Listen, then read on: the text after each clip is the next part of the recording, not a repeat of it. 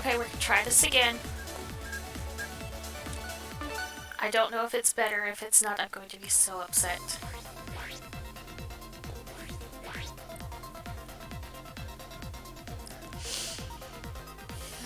Why do I have to have issues when I just want to play the game? I don't get it. I really don't.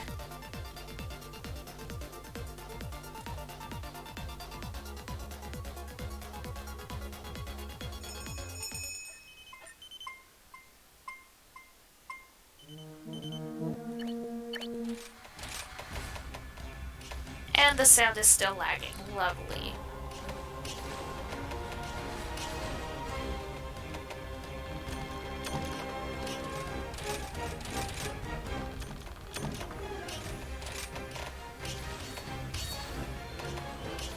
I think I probably know why.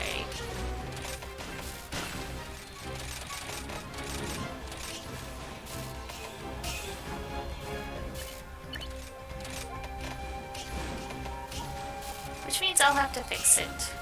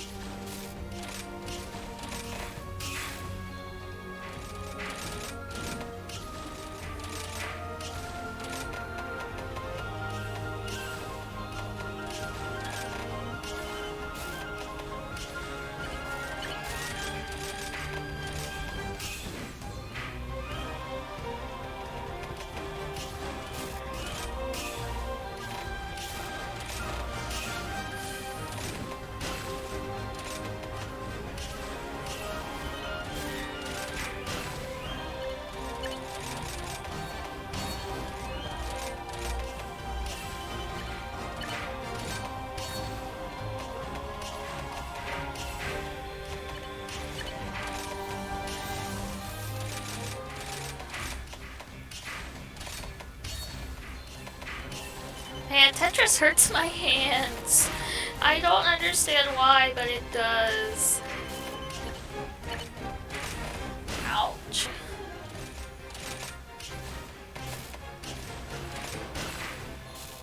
The sad thing is I really like Tetris.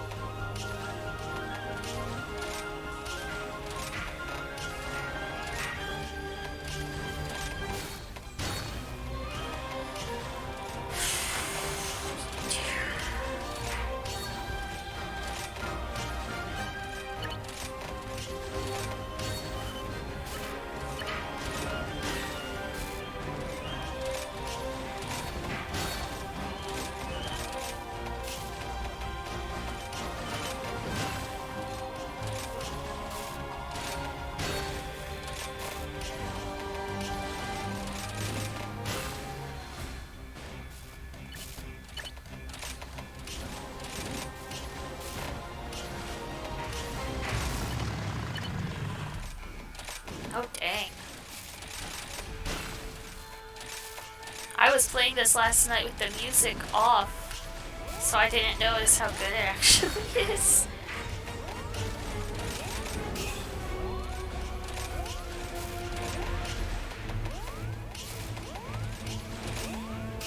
I'm in trouble.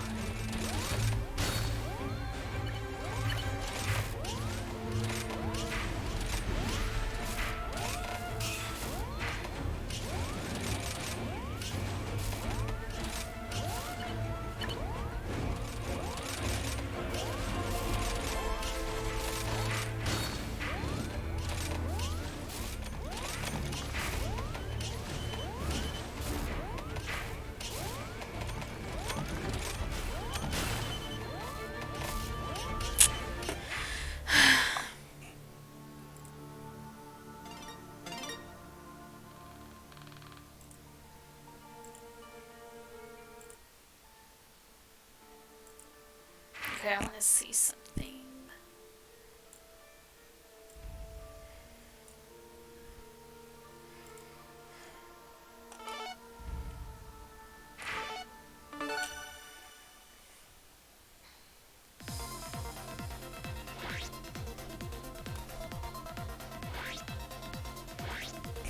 That sounds like it's... That sounds and looks like it's actually working better than it was. Like, that the sounds and the actions are in tune and no lagging. But we'll see in just a second, I guess. The sounds lagging is just so annoying. Especially with this kind of game.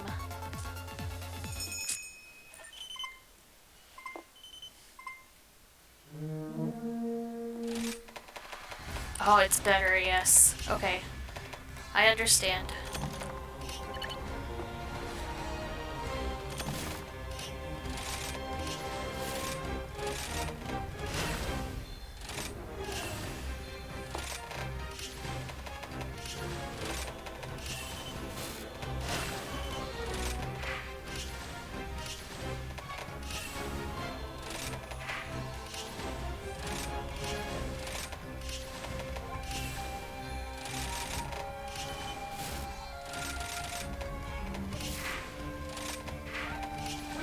No, stay there.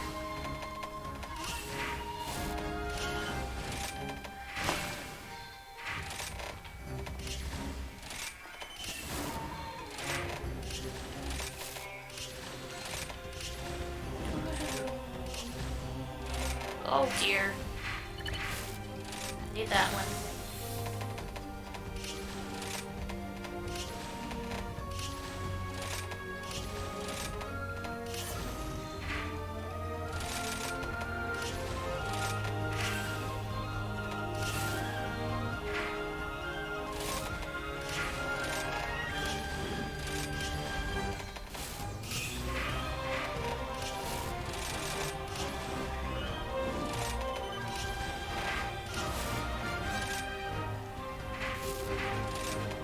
I'll put that there, even though it does not, shouldn't go there.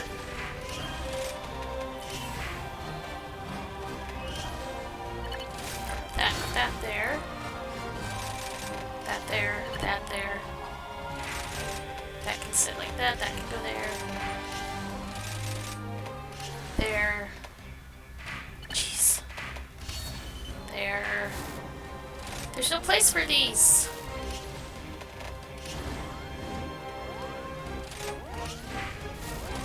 Oh no. No, I didn't want that there. Oh, that's so annoying. Well, it's probably gonna be 3 more games before Ace Attorney. That's fine, I guess.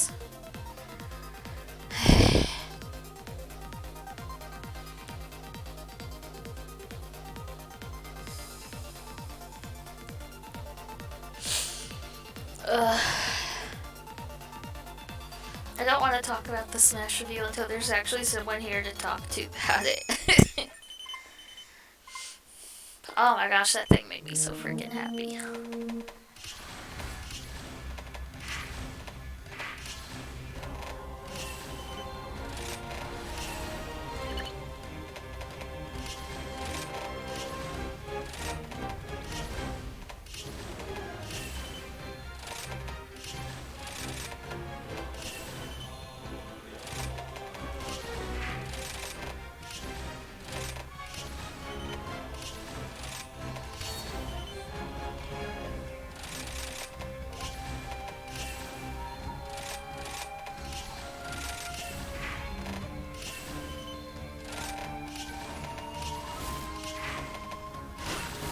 Well, this one's going better than the last ones have. And now I get a ton of garbage on my field. Thanks to whoever decided to be a jerk.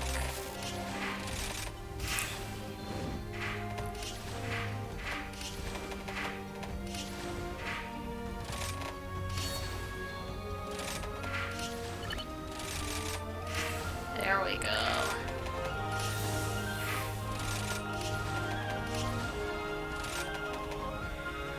No.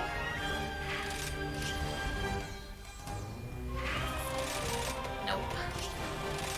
This is gonna go there.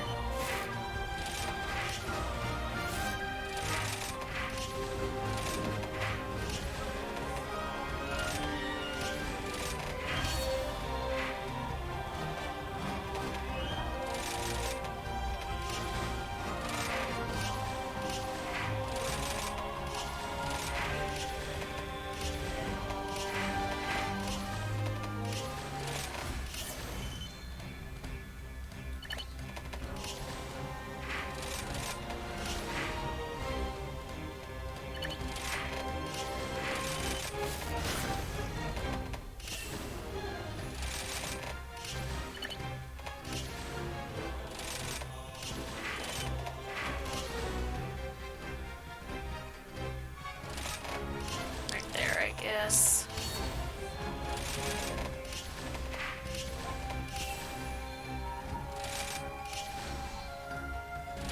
Yeah, that one there.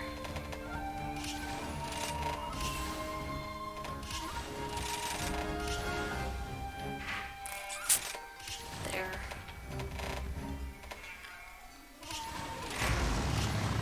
Oh dear.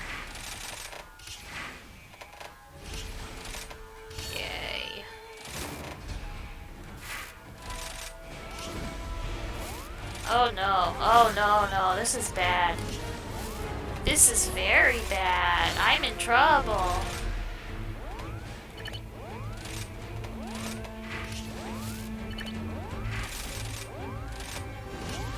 Oh. Oh. Ah, man. Okay, one more game and I'm good. One more and I got the theme. I really do hope when Kingdom Hearts comes to the cloud that they do a theme for it in this game. I don't know if they'll be able to with the Disney stuff, but I really would like it. I would play it so fast. Oh, excuse me, I needed a drink of my coconut water.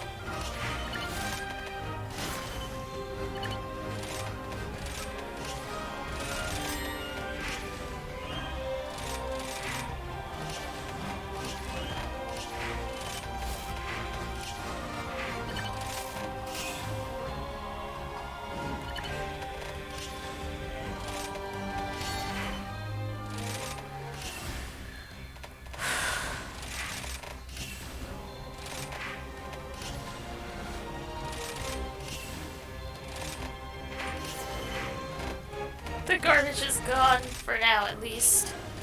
It's It's probably gonna come back pretty quickly.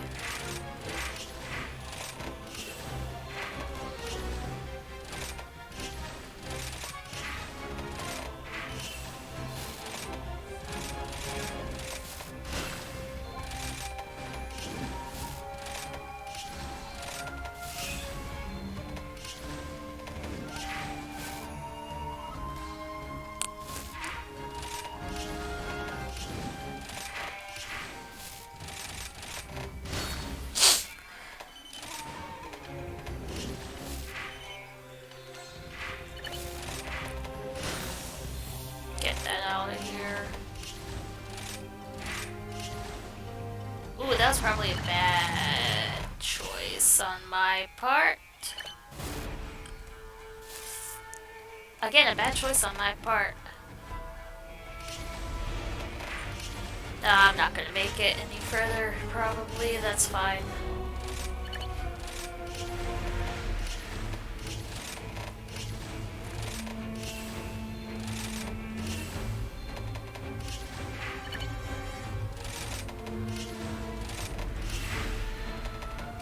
Oh, shoot. That's so annoying.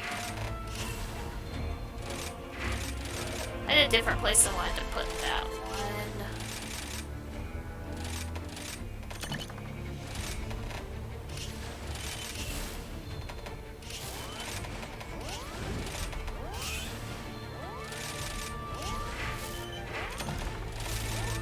Oh no. Aw, shoot. Oh well. Oh well, I got all the points. I got the theme. Yay! Pretty sure I did. Yes. I got it. I'm good. The theme and the icon. Yay, I'm done. Okay. Ooh, excuse me. Okay, let me get out of this. Change this.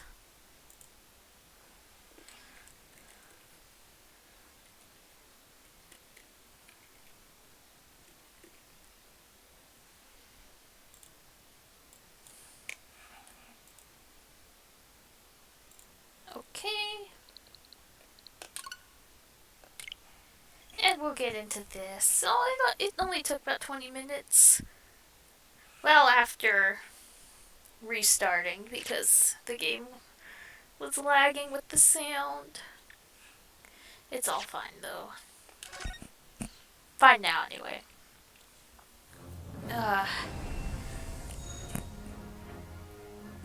Okay, so I remember I stopped right after Susato gave me permission to look around Kazuma's death scene. It makes me really sad. I really liked Kazuma, he was cool. And then continue from where we were, with the adventure of the unbreakable speckled band. Okay. So I can examine everything.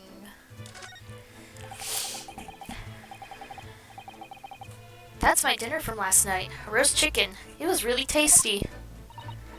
Yes, it was very delicious, wasn't it? But did you eat it on the floor here? I'm not a dog, Susato-san. I ate at the table, of course. Which begs the question of when and how the plate ended up on the floor. But Kazuma-sama didn't like chicken at all, did he? No, that's right. So he didn't touch it. Which meant all the more for me. Oh no! Does that mean poor Kazuma-sama spent his last night on this earth with an empty belly? It's just too horrible. Now I suddenly have a guilty conscience and an achy stomach. Oh dear, that won't do. Oh, what's the matter, Susato-san? Whenever I'm examining things, I always find myself so focused, I forget to look around properly. Ah, yes, that's not good. I don't suppose you're as foolish as me in that regard, are you, Naruhodo-san? Ah, the arrows, right. I noticed them. I'm sure you're careful to look all around using the D-pad, aren't you? Now, let's investigate all corners of this cabin. Yes, let's do that. I suppose my field of vision has been rather small until now. And I'm just blind. Oh no, I didn't want to do that. Okay, I get it. I got you. I'm just blind. That's why I have glasses all the time. There's nothing on this table at all. The plate and cutlery are all over the floor for some reason. Yes, it's strange. Last night when I went to sleep, I'm sure everything was still... No, wait a minute. What is it? That's funny. I can't seem to remember anything about what happened after dinner at all. So then perhaps you are responsible for what happened to Kazuma-sama. No, no, no. But if he doesn't remember, how does he know he's not responsible? I'm sure he's not, but... Segi, the Japanese word for justice. The brush strokes are straight and true, just like Kazuma. I think I said that right. It's been so long since I took Japanese. Yes, his calligraphy always was a reflection of his heart. Yet you... Can you really look at those characters without feeling shame, knowing who drew them so thoughtfully? Of course I can! I mean, I'm innocent, so why shouldn't I be able to? Oh, she's angry. Even though you stowed away on this ship? Ow. Now you're going to bring that up, are you? I can't win.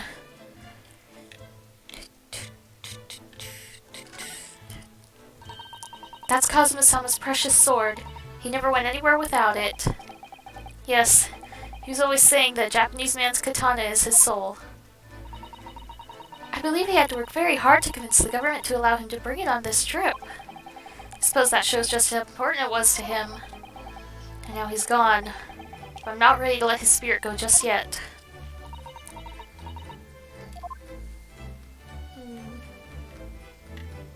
That jumps over to that. Is he gonna talk to us? Perhaps I should see what this Russian crewman makes of the scene of the crime. Excuse me. What? I was wondering how it's going. The investigation, I mean.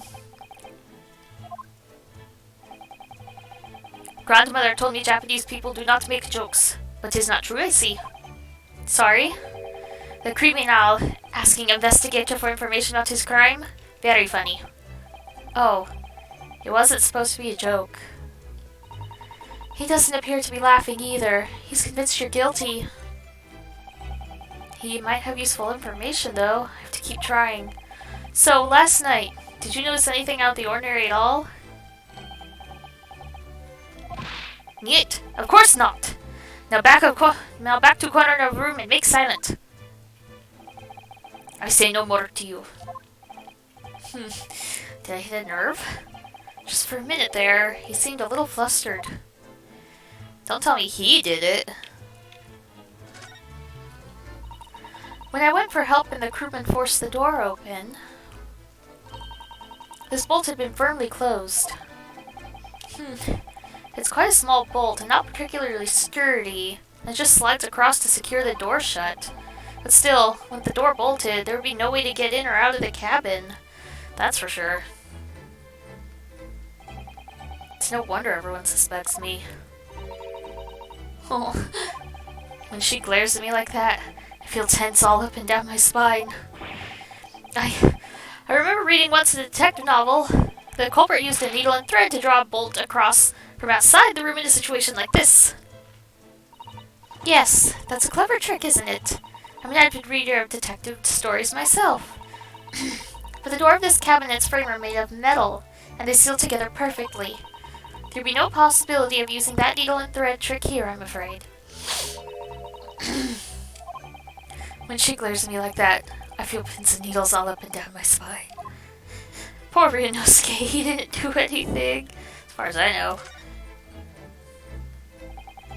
These are the rules of passage for travel aboard the SS Buria.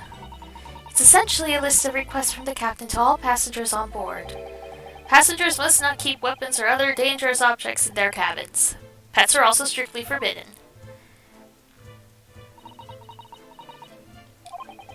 What? Why are you staring at me? Oh, sorry. I was just thinking. Are you more of a dangerous object or a pet? I can't decide. Well, one thing's for sure, either way. I wasn't supposed to be in here. Not legally, of course. The books have fallen over on the shelf. Look, they've all toppled the same way. And what's this? A statue of some god of the sea? Although he's fallen over as well. Yes, it's almost as if the whole shelf has been ransacked. Everything mown down at once. I wonder if... Perhaps it was Kazuma-sama doing his morning sword training, do you think? I seriously doubt it. Then perhaps... It was you, Naruhodo-san, in a fit of rage? I wouldn't have bothered leaving the wardrobe just to mess up a few books and a statue. Because the way these things have been thrown about have anything to do with the case, I wonder. Well, I'll just set everything straight again. I don't like to see a mess.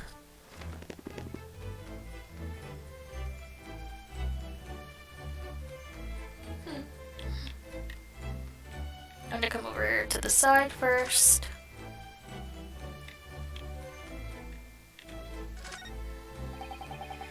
I've investigated thoroughly, but I can't find anything out of place. Oh, I thought that there was a thing... If you touched the pillow. I thought there was an accolade or something for that. This is... Yes, it's a bell cord contraption, I think. What do you mean, contraption? I read about it in a book I was studying that talked about life in Great Britain. Large households often have bell cords like this, which they can pull to ring a bell to summon servants. Really? That sounds almost magical.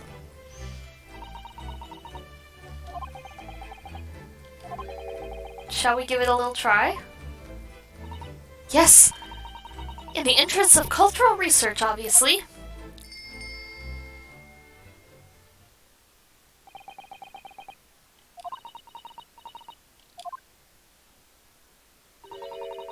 I suppose nobody comes for lowly Japanese people. No, I'm sure it's just that everyone is busy, that's all. Aw, she's so disappointed. That's so cute. I think that's some kind of opening for a ventilator. A hole through which fresh air can circulate into the cabin. Isn't that a little odd? What do you mean? Well, this ventilator, if that's what it is, looks like it must connect to the next door cabin. Yes, it would appear to, you're right. But if its purpose is to allow fresh air into the room, surely it would be connected to the outside. That's true. Perhaps it's so that rain and spray don't find their way in when the seas are rough. Or something like that? I suppose. Maybe that's it.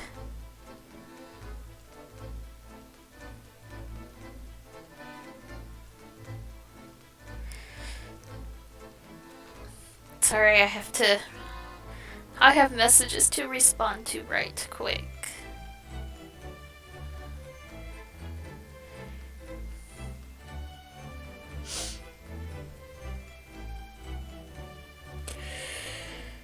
Okay. Okie dokie. Back we go. It's some 2 weeks since we set sail from Japan.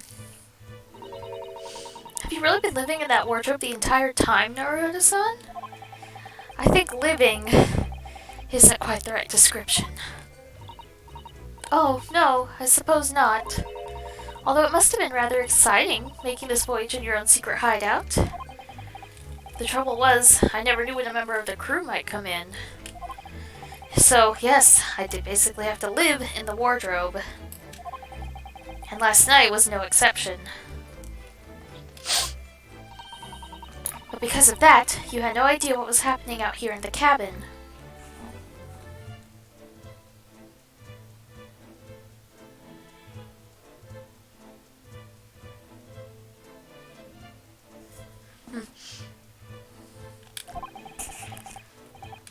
No, sadly not.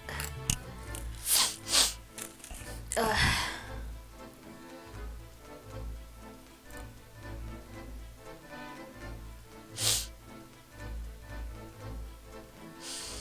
Hold on a second, I think that my mic is picking up twice. Let me test something. I'm having all kinds of trouble today, I'm sorry. With the Twitch leak, I changed my password and it messed everything up. And I don't know what's happening.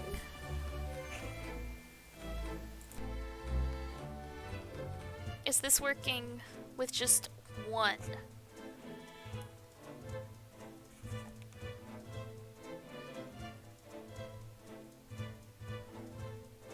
Okay, I fixed it, yeah. It was picking up twice, I could hear it. I was checking to make sure that my mic was working, and it was picking up twice because Streamlabs put it in there twice. Thank you, Streamlabs, for messing me up. It's okay now. We're good.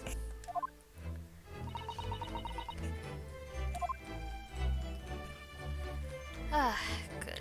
Okay. Nothing up there, so I guess we'll look over here. Did Cosmo write that before he died? It looks like it's written in ink.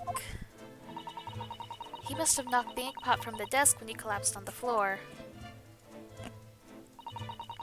Then I suppose he wrote this message by dipping his finger in the spillage. Poor Kazuma-sama. No doubt he was in terrible pain. It's almost unbearable to imagine it. I suppose he was trying to leave some kind of a clue in his final moments, was he? I'm sorry, partner, but I can't read your writing. I don't think that's Japanese, Naruhodo-san. What? Then, what language is it? It pains me to admit it, but I don't know. It's not a foreign script I'm familiar with. What does it mean, I wonder? I'm pretty sure it's Russian. What do you think this is? It almost looks like a broken piece of glassware. Whatever the thing was, it appears to be broken clean in two. The glass is such a beautiful color. It looks like a cute little Netscape fastener from a kimono outfit. I'm not sure that sounds like Kazuma.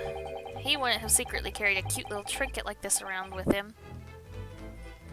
Would he? And the mark beside it, what is it, I wonder? It has sort of a brick-like hue. Yes, you're right. It is the color of brick, isn't it? Even though I don't see anything of the same color anywhere else in the cabin.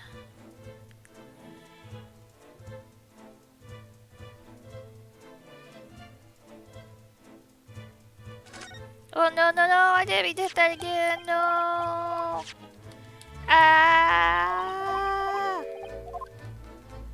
I hate doing this when I just read something, oh no.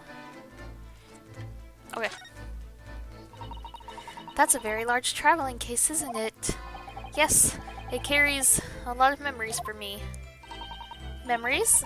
What do you mean? Well, that's actually how I stowed away on this vessel. I was brought on board inside that case. Ah, yes. I see it says "this way up" in Japanese. Which, in hindsight, I should have realized the foreign crewmen wouldn't be able to read. I was turned over and over and over, and then I was tossed on the floor in here. Oh dear, being a stowaway isn't as romantic as it sounds. Well, it was less painful than a Susato takedown.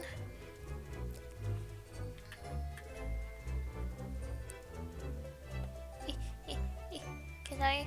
Oh, I can't go look at the ink. I swear I saw something about checking a pillow when I looked at the accolades recently. I'm making sure that I've checked everything.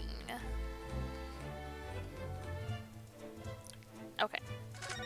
I will check the desk now.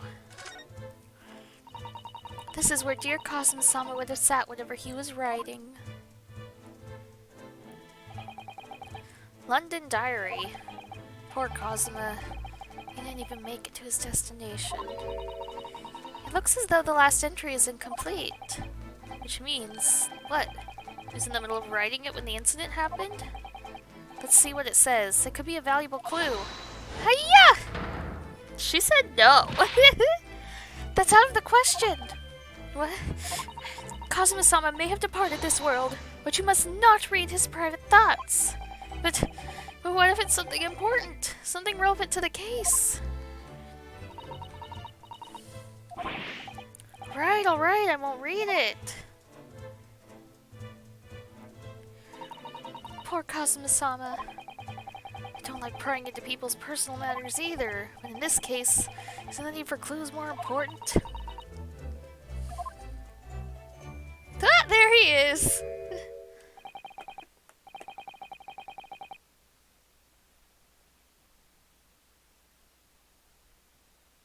I have to tell my friend.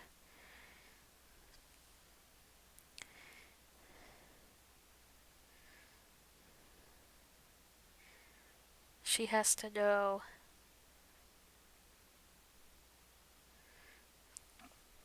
Who's that? He was there a minute ago. As far as I can tell, it looks like he might be European. Oh, how did he... You've noticed the man too, have you? I have no idea who he is, or how he got in here. But he looks suspicious. And tall. Suspiciously tall. Naruhodo-san, don't tell me. Do you really not know who that is? Well, no, I don't have any foreign friends or acquaintances at all. He doesn't look like a member of the crew. There's something very unusual about him. Is he investigating Kazuma's desk, or is he just playing on it? I can't tell. Well, in that case, we simply must talk with him. Am I just imagining it, or does Susato-san look almost uncontrollably excited? By the way, I expect that you've noticed already, but just in case, if you press A on people when they're in the crosshairs, you can converse with them. Yes, we did that with the crewmate. Alright then, I'll get that suspiciously tall gentleman in my sights and see what he has to say for himself. Oh, please do.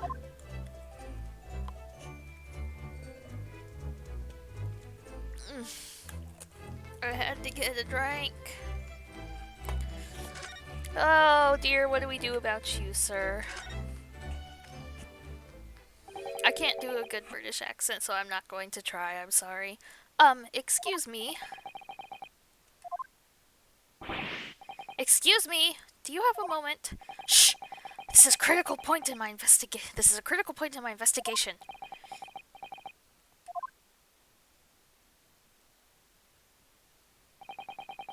Maybe I should leave him alone. He seems a little unfriendly. Yes, perhaps that would be for the best. Greetings! I hope I haven't kept you long.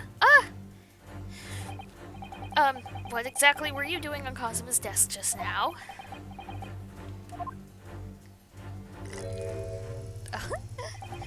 I see. Fascinating. Sorry? What do you see? Feels like he's looking right through me. Oh, yes. Everything is clear now. The train of reasoning has run its course. My deductions have crystallized. You have been in Afghanistan, I perceive. Just recently returned, if I'm not mistaken. Sorry? What? And now, whilst venturing toward foreign climes, you find yourself in a most troubling predicament. Oh, well that's true at least. But how? How the deuce did I know that, perhaps? It was really a most elementary deduction, hardly worth explaining. Have you perhaps managed to deduce anything else? But of course, a great many things. There's no mystery, my dear madame. For example, you have fled your native land of Russia, being as you are, a merciless revolutionary. You leave 16 victims of assassination in your wake, and now travel to England to blow up the Crystal Tower. And when the bed... Oh, Okay. When the Baribidek, occupant of this very cabin, discovered your identity, you ended his life too. Yes. I believe that summarizes the facts beautifully. No need to hide the truth now. Nothing deceives these eyes.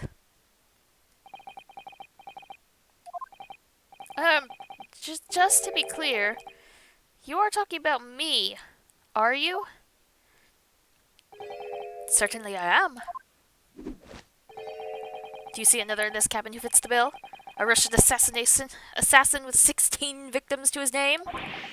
I don't see even one person who fits the bill. So it's true.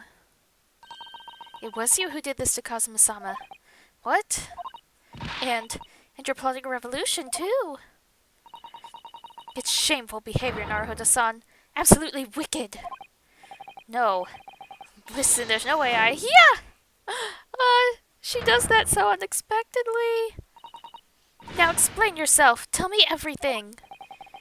This is ridiculous. Oh, the music's good. How could you do it? For pity's sake, open your eyes. I'm not a Russian revolutionary, obviously. Oh, forgive me. And as for you, what kind of deduction was that? You were just saying the first thing that came into your head. Ah, but was I not right? Whilst venturing toward foreign climes, you do find yourself in a most troubling predicament. Do you not? Well, yes, maybe. Ha! There you have it, you see. What do you make of that, Well, to be honest, this ship is en route to England. And I'm in handcuffs at the scene of a murder. So, I'm not really sure you could call it deduction. It's more plain observation. Indeed, an observation, my dear boy, is the basis of all deduction. My method is founded upon the observation of trifles, you see. I announce my findings with a brassy certitude. And more often than not, I'm right. I don't think you introduced yourself. Ah, my apologies. How remiss of me. I am none other than the greatest detective of the century, known to men and women the world over. The inimitable Herlock Sholmes. So, it's really you? The actual Herlock Sholmes? The very same, the inimitable actual Herlock Sholmes. Do you know this man, Susato-san? The most famous detective in the world? Naruhodo-san, of course I do. There's nobody who hasn't heard of him. What planet have I been living on, then? I wonder that about a lot of things. We must ask him what he's deduced. Whew. He will have worked out the case already, I'm sure. I need to trim a nail real quick. Where am I? Oh, I found him. I found him. My nails keep breaking and it makes me sad. So I want them to look pretty and then they break. Really? Why do I feel uneasy about this? I need to take my nighttime vitamins real quick, I'm sorry. And then I'll have to deal with that after this. Oh, that's almost empty.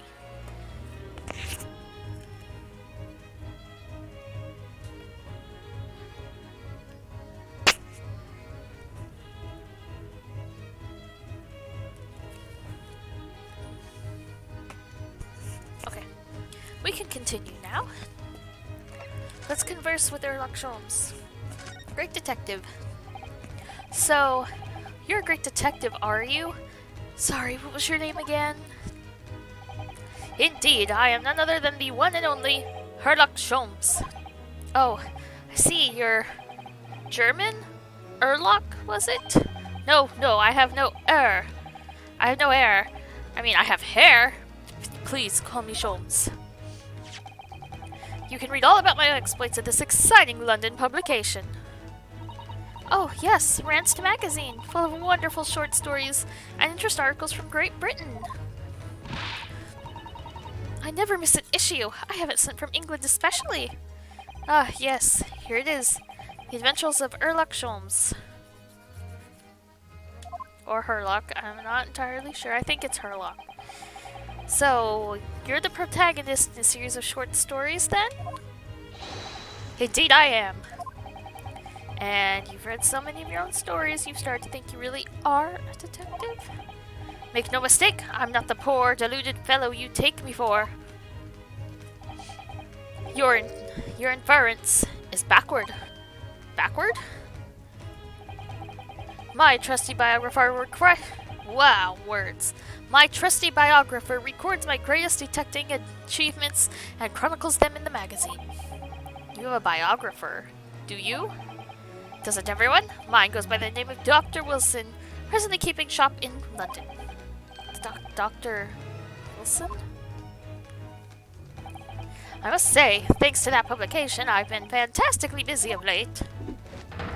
Why, this very moment I am returning from Asia, having solved the mystery of a cursed royal crown. Really? I can't work out whether I should take this man seriously or not. Deduction, you see, is to me a science, logical reasoning at its purest form. A science? Really? The astute observer notices even the most subtle of reactions in this subject. A furtive glance, a twitch of a muscle, a slight inclination of the posture. Fingernails, arm sleeves, furrows in the skin. All these things are data. Right. And the trained logician makes deductions from his data in the blink of an eye. The ultimate conclusion is, without fail, the truth! As I demonstrated only a few short moments ago. How can he look me in the eye and claim that? So you see, I have a turn both for observation and for deduction. And fame! That is what makes me the one and only... Sherlock Holmes. Talking about Cosmo's death. Have you managed to deduce anything about this particular case yet? Have I managed to deduce anything? My dear fellow. Who do you suppose discovered the culprit in his most cunning hiding place? That's right. It was none other than the great detective before you now, Mr. Sherlock Holmes. How many times did you guys say his name? Ah, I see. In other words, I'm in these now because of him. When I became anxious about Kazuma-sama this morning, I summoned all of the crew members to force the cabin door open. And I concealed myself among their number, gaining entry to the scene of the crime. Yes, luckily for everyone, the great detective Sherlock Holmes was on board. And the handcuffs seemed to be an excellent fit, Mr. Naruhodo.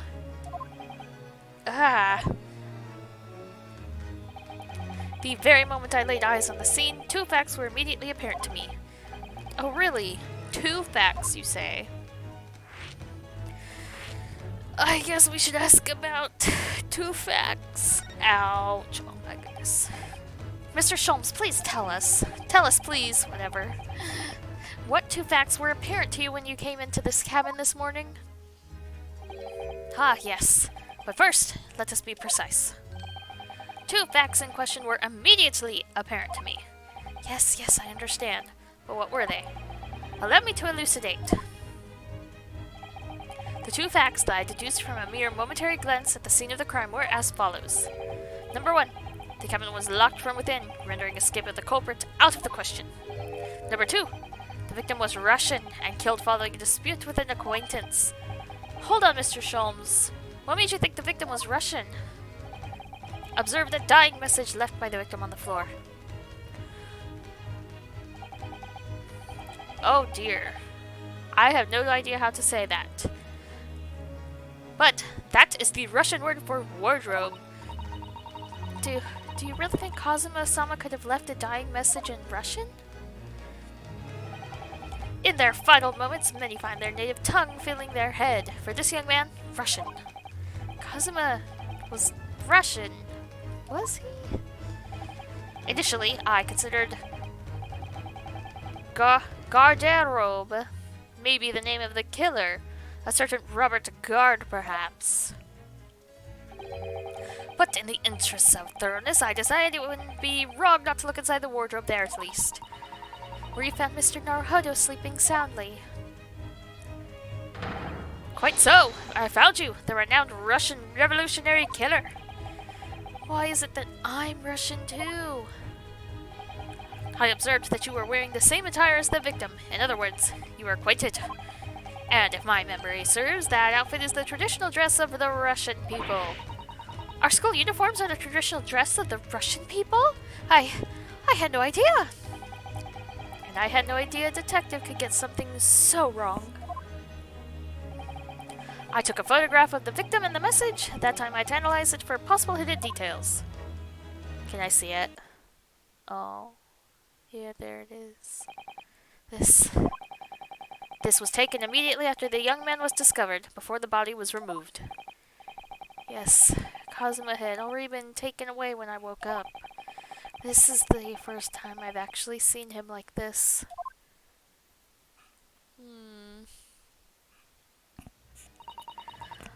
Are you alright, Mr. Naruhodo? Oh, yes, thank you. Photograph added, yay! Can I ask you something, Mr. Sholmes? What, pray? You mentioned Russia before as well, didn't you? You know, when you said I was a fearsome revolutionary fleeing from Russia and all that? Ah, yes, the train of reasoning that led me to the truth. Would you mind explaining that train of reasoning to me, do you think? Oof. Certainly, if it interests you. How many times? I'm not Russian and I don't speak Russian. Same here! I know nothing!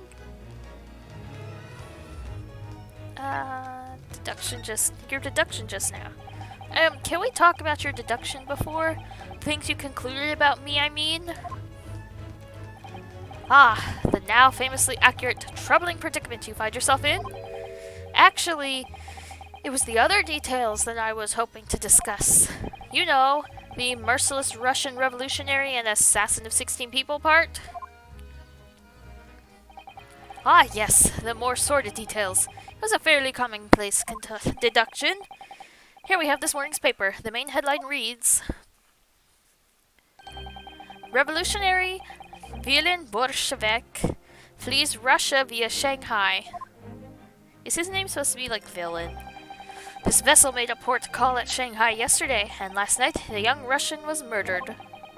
Since when was Cosima Russian? It sounds like Mr. Sholmes has concluded he was Russian because of what Kazuma-sama wrote on the floor. Allegedly wrote. It was a simple fact of reasoning to realize that the culprit of this crime was the same merciless revolutionary. One who had killed the very man who helped him to escape after his true identity was discovered. Yes, you, villain Bolshevik. No, how could it be me? I don't look anything like this man, just look at his face! Well, you are a fearsome revolutionary after all. Therefore, you have no doubt learned to revolutionize your appearance as well. Please. And, I might add, your name does not appear on the ship's passenger list. Need I say more? Well, that's because I'm a stowaway. What about the other details? The 16 victims of assassination and blowing up the Crystal Tower? Ah, yes. The journalist clearly interviewed the man and printed all those particulars in the article. The deeds the man has perpetrated thus far, those he is plotting.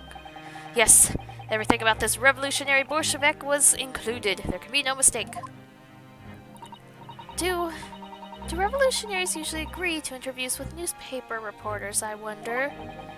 And what about the part where you said I was just returning from Afghanistan? Also quite clearly stated here in the article. Bolshevik has recently returned after a period of subversive activities in a war-torn region of Afghanistan. Where even is it anyway? This Afghanistan place. Here, take the paper for yourself, as a little memento of this great deduction. Oh, thank you. I've absorbed all that is of interest to me within its pages, but I see no rubbish bin nearby. Article added, yay! And you may find the article on the back page of interest as well.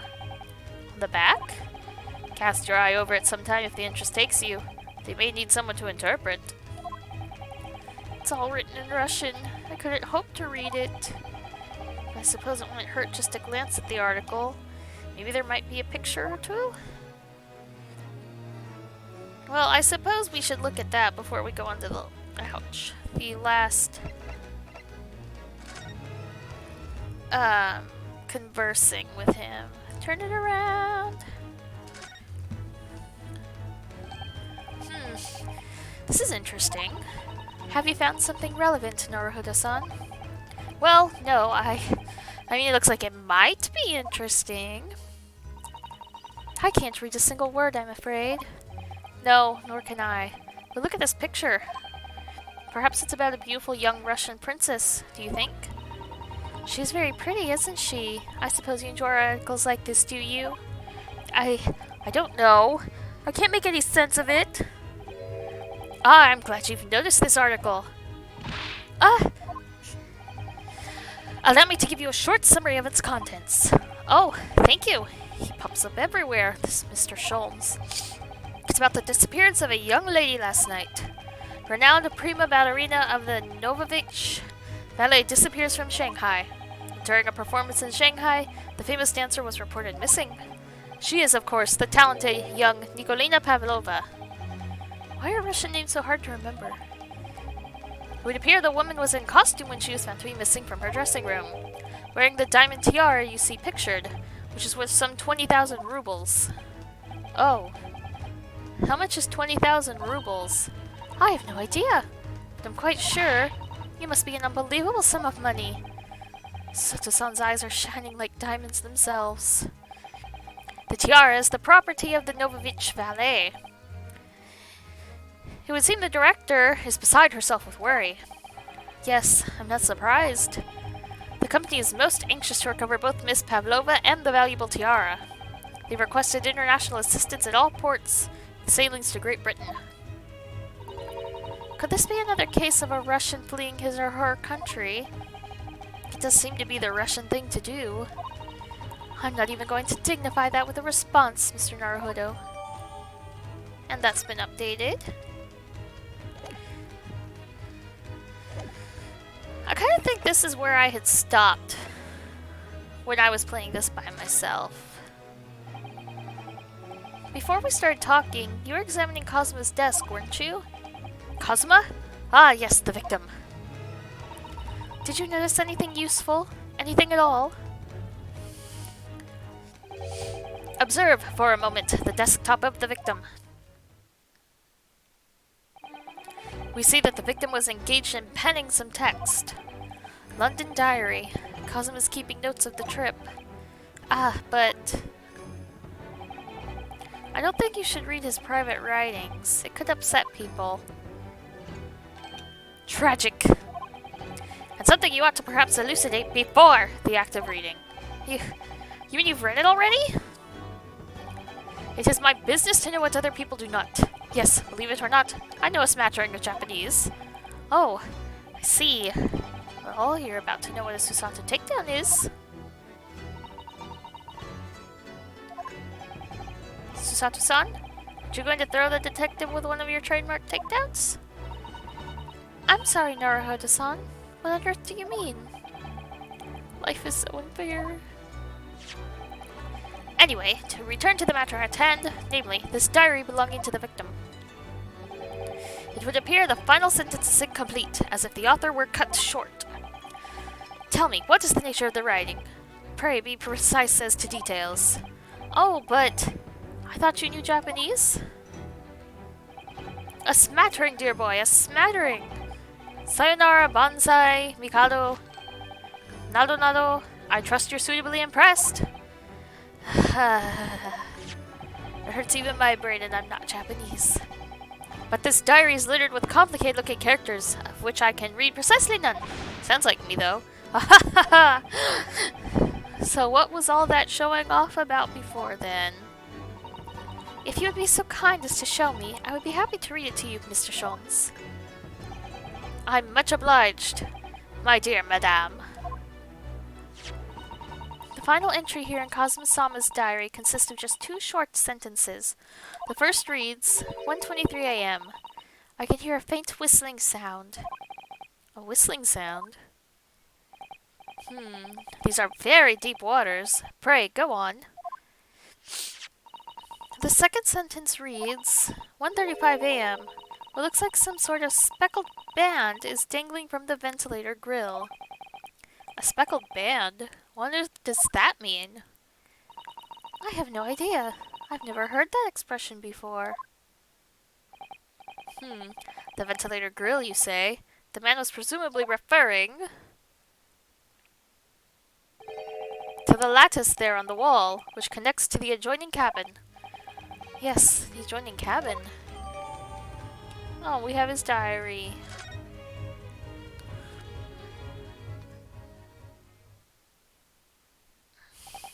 So, I believe I've given you enough to consider for the time being, at least. Do you have somewhere to go? As it happens, the victim's writings in his diary have piqued my interest. The matter warrants further investigation, I believe. And if I am still too long, the sea sickness takes hold. Oh, I suppose you're thinking of investigating the cabin next door, which the ventilator connects to? Great detectives are a curious breed. Our minds rebel at stagnation. We crave mental exaltation. So yes, I intend to investigate. Hence, the truth will become clear soon enough. Do you think perhaps that we could go with you? No, that would be somewhat complicated. What? But why? A simple glance at your wrist should reveal the answer. Oh, these. After all, you're the prime suspect in this matter. No. There's no point trying to turn it into a question. You're the one who decided I was the culprit in the first place. Whatever do you mean? I have no recollection of naming you as the culprit at any point. You must be joking! You just said it only a moment ago! Dear me, you are clearly misguided. I would have no cause to say such a thing. Well, actually, Mr. Sholmes, I did hear you say that too. You're quite sure? Well, that's very strange. I wouldn't have said you had the face of a criminal, you know. Not really. So what, were you looking at my knees before? Some great detective you are. Well, anyway, that was then and this is now. What do you mean? What I mean, sir, is this. If you are the culprit, then you must play the part more convincingly. Roll over and accept your fate. He's ridiculous. Now he's just being plain rude.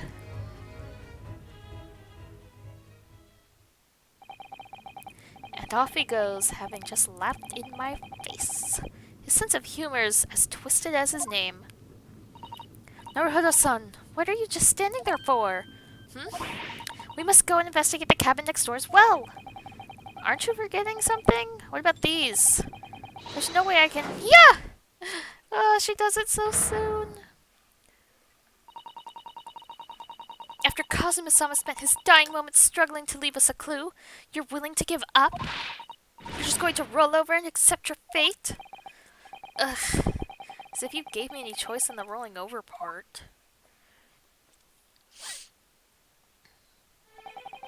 I think we still have some investigation to finish off in here first, don't we? Let's carry on examining what we can in this cabin while we wait for a chance to slip next door. Good idea! The situation doesn't look good for me, but there are still things I can do to help myself. And I owe it to Kazuma to do everything I can to find a way out of this, and bring the real culprit to justice. Oh, look at that! Is something wrong, Naruhodo-san? Oh no, it's just that crewman standing by the door. I can't help feeling like I've seen him somewhere before. Oh yes, you're right. He does look familiar. Excuse me, sir. Yes, what can I do for you?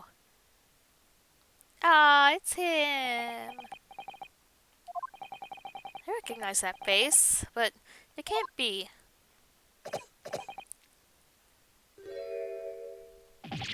It is! I didn't know you were here, Inspector Hosonaga.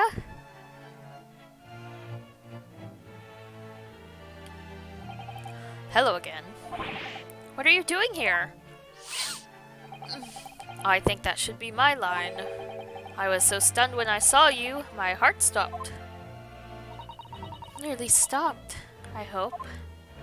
I received some special orders to go undercover as a member of the crew and board this ship. Again? You certainly seem to enjoy undercover work, Inspector.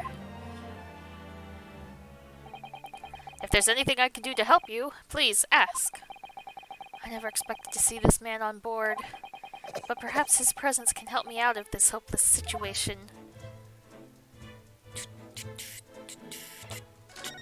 Why did they say we still had stuff to investigate?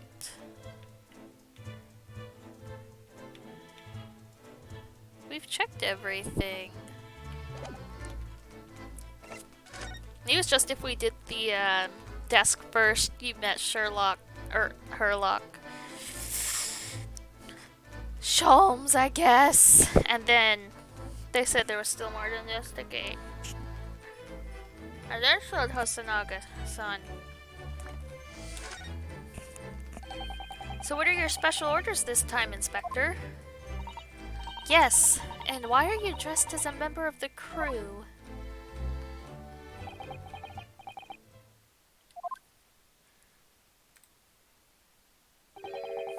I'm so sorry. This is all my fault. I take full responsibility. For what? My orders were to act as Asugi-san's bodyguard. Oh. It was Minister of Justice Jigoku who pushed for this overseas study tour to go ahead. And he entrusted me with ensuring that Asugi-san reached Great Britain without being assassinated. Oh. Assassinated? How could that even be a possibility? I'm not sure. But these are complicated times. There are tensions between the world's greatest powers. Minister Jigoku said we should be prepared for all eventualities. This is incredible. I didn't believe it. Kazuma-sama was assassinated? Obviously, we couldn't give Asugi-san a visible security escort. Which is why I'm undercover now, posing as one of the crew. I see.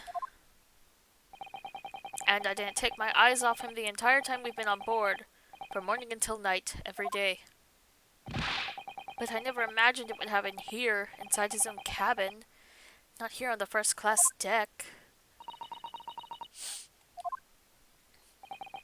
I failed miserably at my assignment, and Asugi-san is dead as a result. I'm a disgrace. All I can do is humbly apologize. Inspector. So if there's anything at all that I can do to help now, just say the word. We're doing what we can to investigate Kazuma's death ourselves. I thought you might be. You didn't do it, did you? You're not the killer. Of course not. We'd really like to investigate the cabin next door. Yes, so we need to be allowed out of this cabin. I'm sorry. What? You've been deemed a risk to the ship's safety. If you moved to even touch the handle of the cabin door, that stormy-looking seaman would surely snap your neck in two. I suppose I'm not just a stowaway now. They think I'm a murderer as well. Would it be possible to give me something to work with, do you think? I'm going to need something persuasive. What do you mean? If I had a solid reason why the next door cabin should be investigated, for example, the diary. Maybe? I'd do everything I could to persuade the captain to allow it. Really, I'd lay my life on the line if I had to. But don't see how. There may be a way. What? Really? Think of how you tried to persuade me of your innocence, Naruhodo-san. By presenting me with a piece of evidence that you already had in your possession. Evidence? It's just the same as when you are in court. You must have done it many times during your trial. Simply select the Present panel and choose some evidence that Inspector Hosonaga could use. So, evidence that would give us a viable reason to investigate the next door cabin, is it? Alright, yes. I think I might know what we can use. See if I can present the detective with the evidence he needs to persuade the captain. I think it's the diary, because it has that line. What's that? It's Kazuma's diary. Just before he died, Kazuma-sama wrote something rather strange in his diary. Strange? In what way? He wrote, "What looks like some kind of speckled band is dangling from the ventilator grill." A speckled band? That is strange. Yes, we're still trying to work out what he meant by that. What I'd like to know is... Don't tell me. The ventilator, is it? You're very astute, Inspector. The ventilator... Oh. The ventilator clearly joins to the next door cabin. That's right. Because if we can investigate in there, we might be able to work out what the speckled band was.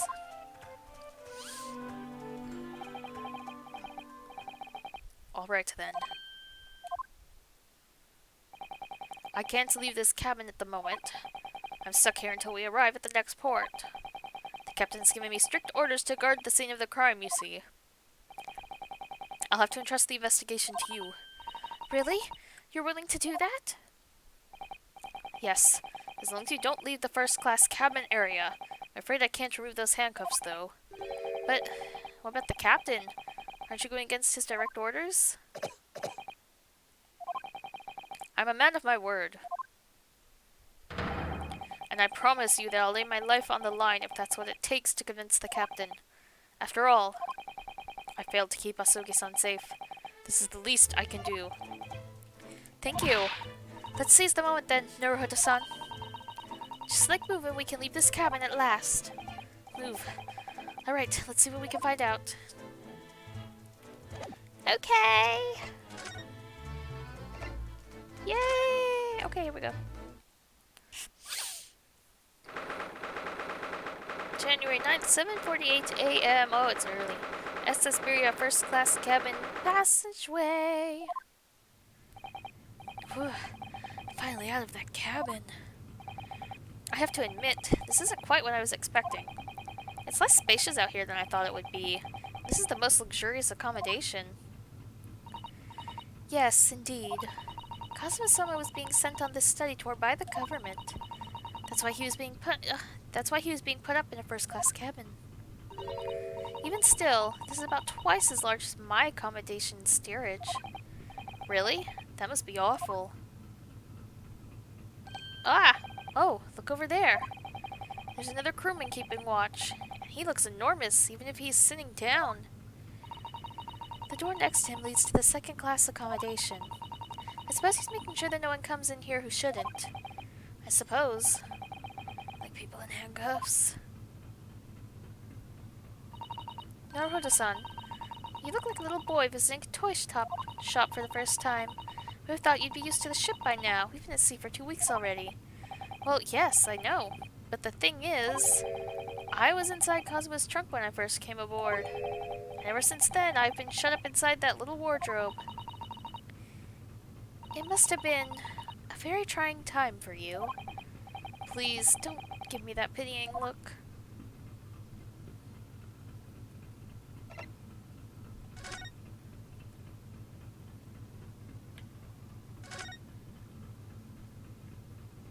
What's this?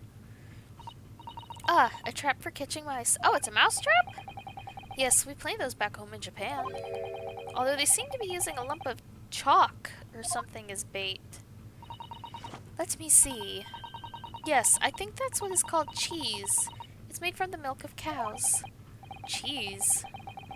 Wonder what that tastes like. You can't eat it, Naruhodo-san. The trap will snap shut on your fingers. Really? But, I suppose you're right. You weren't actually going to try it, were you? All I've had to eat for the past couple of weeks is Cosmo's leftovers. You don't know how hungry I've been in that wardrobe. Poor you. I'll find a little snack for you later.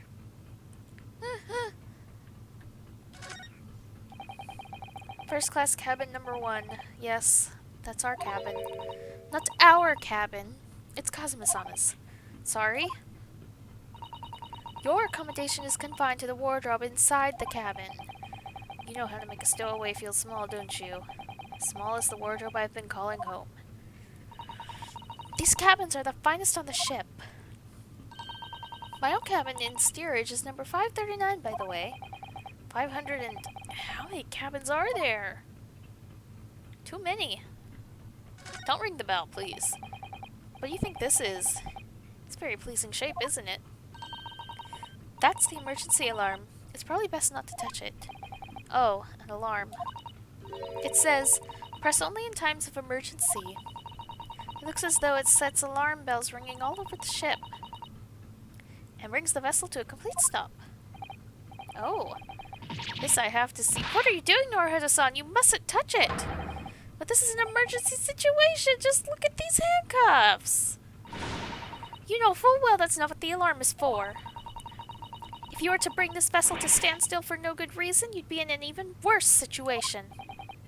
I wish everything would just stop. The ship included.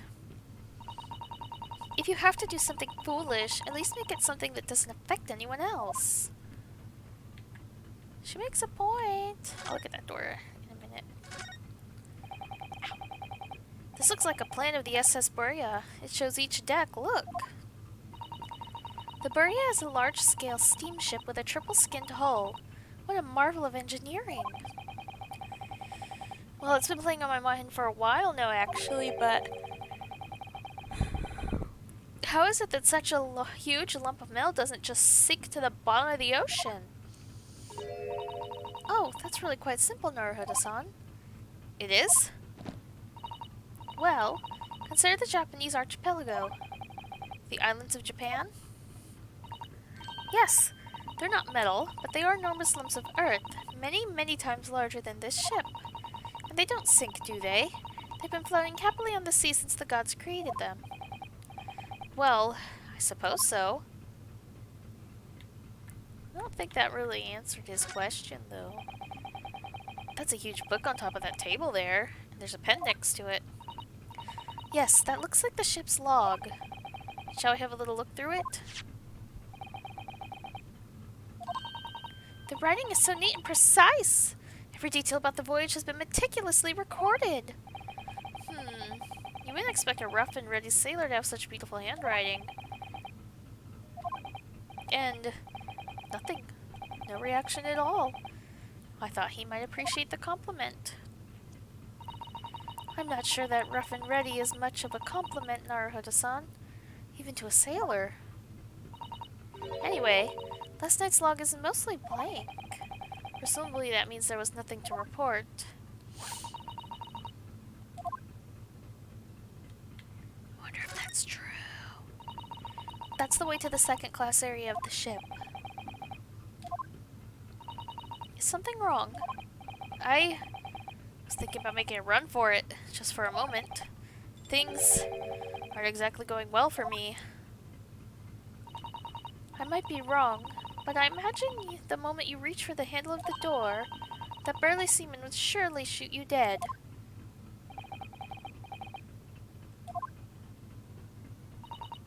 Oh dear, I'm sorry. Perhaps I went a little too far there. No, I started it with my talk of running away.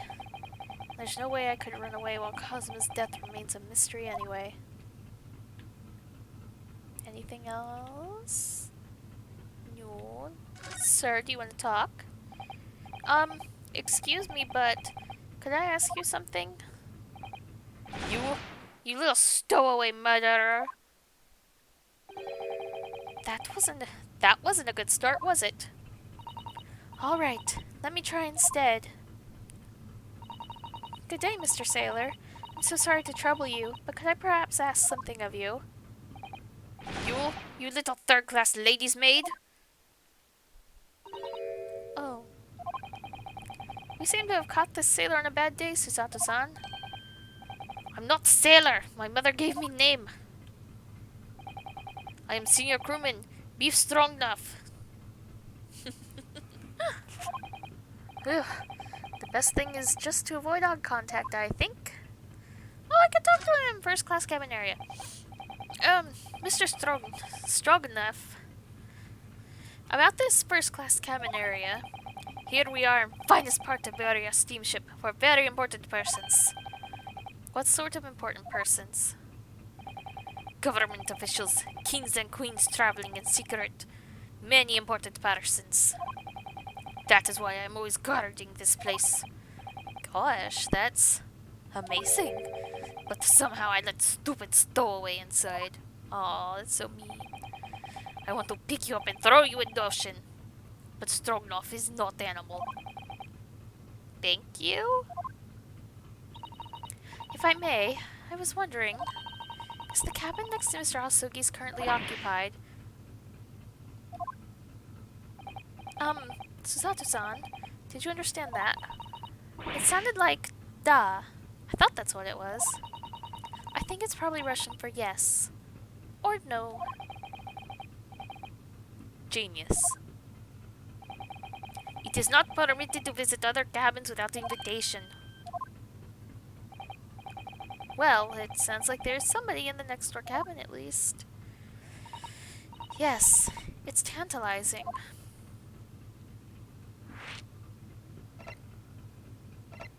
Passenger in the next door cabin. Could you tell us who's traveling in the cabin next to Mr. Asugi's? His name is Mr. Grimsby Roylat. He's very important Western gentleman. A Western gentleman? Do not think about it. He has nothing to do with murder of student boy. How can you be so sure about that? Mr. Roylat is authentic Western gentleman. Such a man would have no interest in lowly student from insignificant Far East Islands. How rude. That was harsh. Could you tell us when Mr. Roylock came aboard? That is not your business. Come to think of it, even though we've been at sea for 2 weeks now, and I've been in Cosmo's cabin the entire time, I've never once heard anything from the next door cabin, or even felt like there's anyone in there. Well, presumably, since this gentleman is occupying one of the first-class cabins, he must be rather important. Is that right? That is not your business. And last night. Are you on watch here all the time, Seaman Strogneff? Dah, all time. So criminals like you cannot come in, or get out. I wonder, could you tell us anything about last night at all? It is sad about student boy. Were you on watch last night as well? Of course. And did you notice anything at the time? Anything unusual?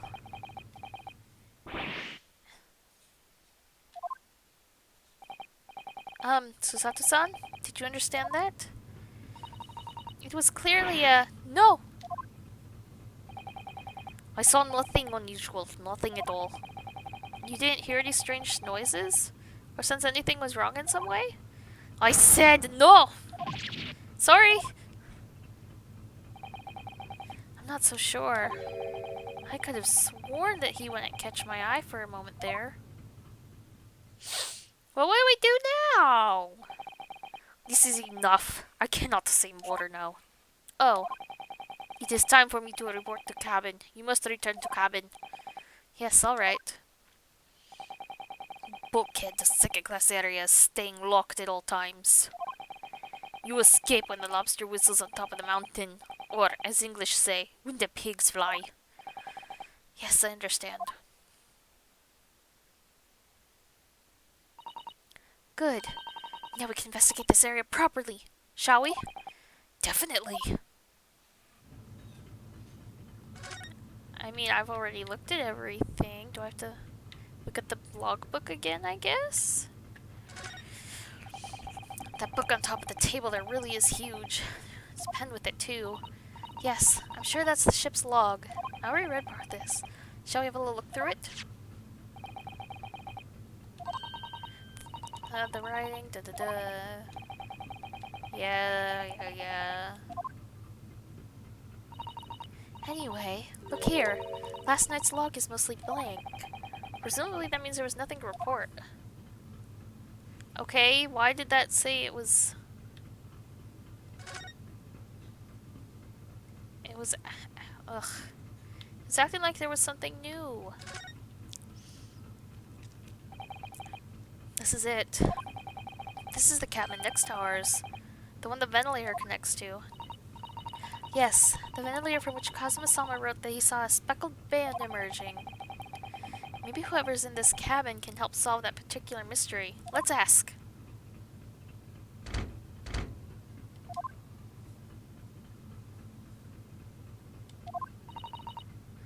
No answer. We're out of luck, it seems. There's no one in there to help with our inquiries. How annoying. Oh, somebody screamed! What was that? It came from inside the cabin. Such a high-pitched scream. It must have been a woman. Stand aside. Uh-oh.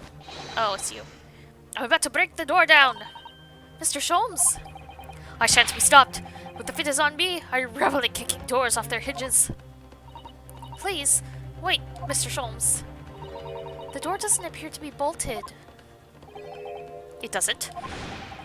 Then how the deuce can I dispatch this muscular urge? What, pray, can I kick? I think we should go in. There's no time to think about stress relief.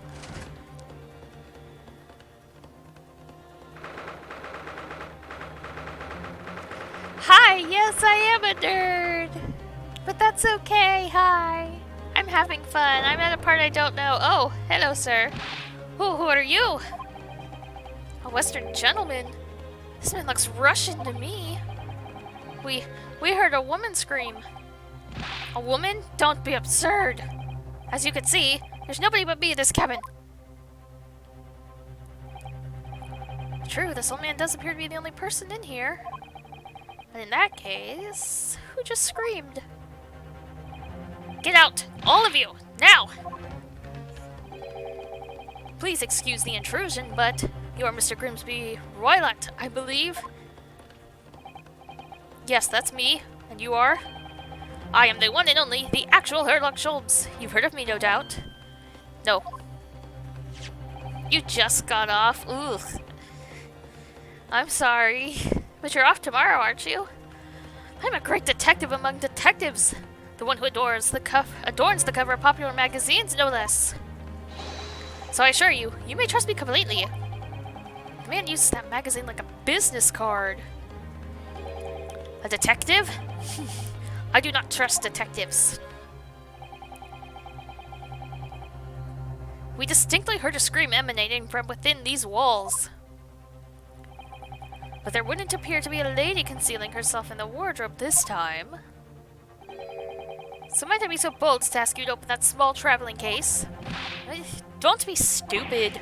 How could anyone fit in a small trunk like that? You might be surprised. Well, it's quite fashionable these days, is it not? Traveling inside one's trunk. Don't look at me. It's moving! Oh my, did you see that, Mr. Naruhodo? Yes, the case just shook. Is there an animal in that trunk? Leave, now, otherwise I'll call the steward. So this is Kazuma's neighbor, Mr. Grimsby Roylott. Getting your lip pierced sounds really scary, but also really cool. I'm really jealous because I don't think I could ever do it. There's no doubt about it. This strange Russian man is hiding something. I couldn't agree more. Let's see if we can find some clues before that burly sailor returns. Should I... Why is he in the wardrobe? Should I try talking to this person first? They probably won't let me talk to them first, actually. Why is that plate on the floor? I don't think that wardrobe's gonna take him to Narnia. What do you think you're doing? This is my cabin! Get out! Could we just have a quick look inside your traveling case, perhaps? No! What a pity. I think we're out of luck. I think you're right. There doesn't appear to be anything more we can do. I agree. There may be someone else who can help. Perhaps that great detective could get somewhere with Mr. Roylott. I actually think I know what's happening with this character a little bit, just a tiny bit, because I saw a preview thing before this came out. But I don't know how we're gonna get to it. Do you have a moment, please, Mr. Sholmes? You need only address me as Sholmes. That's what I just did, isn't it? Well, Mr. Sholmes, what are you doing in there? Why, I was resting, of course. Resting?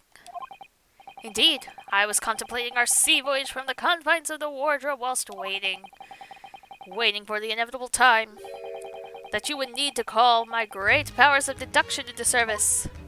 Are we gonna get to do the dance of deduction already? And it would seem that the hour is upon us now. The time has come. Am I mistaken? Well, no, actually, you're spot on. For once. He thinks that we're a Russian revolutionary fleeing our country and we've assassinated 16 people and we're returning from Afghanistan. I don't understand how he got any of that. Observe closely. Our Russian host in this cabin, Mr. Roylott, is clearly trying to hide something. And do you know what is the most effective weapon to use against a Russian hiding a secret? Why, the truth, of course. Though it should be pointed out that such methods are not exclusively for the Russians. Right. Can you imagine how the Russian will react when the secret he guards so closely is exposed? I'm sticking to my chair. Would you like to witness it? Oh, yes, please. I love Susato, she's adorable. Well then, what you are about to see may well astound you. For I am about to apply my great detective's greatly admired great deduction to the case. Oh, excuse me. Oh, yeah, that's the dance of deduction. Could this man be a more hackneyed portrayal of a dubious Russian, I ask you? What? From time to time, it occurs to me. Is the fellow dubious on account of his Russianness, or Russian on account of his dubiousness? That's a little racist, sir. I really don't think either of those things should be occurring to you. Or anyone.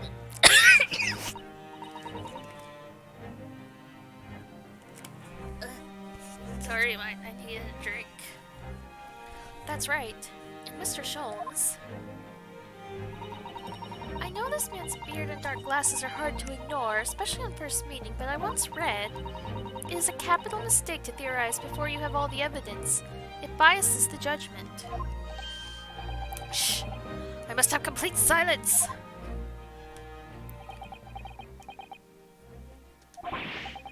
What are you doing? Why are you peering into my face like that? Ah, just as I thought. Yes, I have quite made up my mind now. There can be no other explanation that accommodates all the facts. Mr. Roylott, I've reached two incontrovertible conclusions. What? What do you mean? Number one, your true identity is that of a villain. Using those shears, you're about to end the existence of something most dear. Are you not?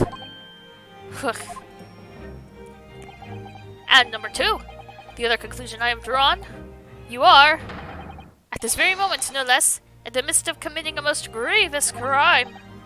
Beneath that beard, your mouth quivers with nervous tension as you realize you've been discovered. Does it not? Ugh. Oh, Naruhodo-san. I never imagined I would witness one of Mr. Sholmes' great deductions with my own eyes. That was a great deduction? Nothing can deceive Mr. Sholmes. In a single glance, he can deduce all there is to know about a person. What? That ineffable twaddle! Oh, yes! I've read about it countless times in the adventures of Sherlock Sholmes. And now I've experienced the astonishing impact of his great deduction firsthand.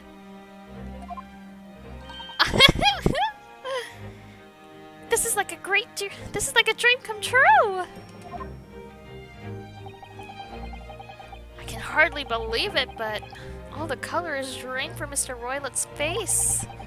It looks like somehow both of Mr. Sholmes' conclusions were right.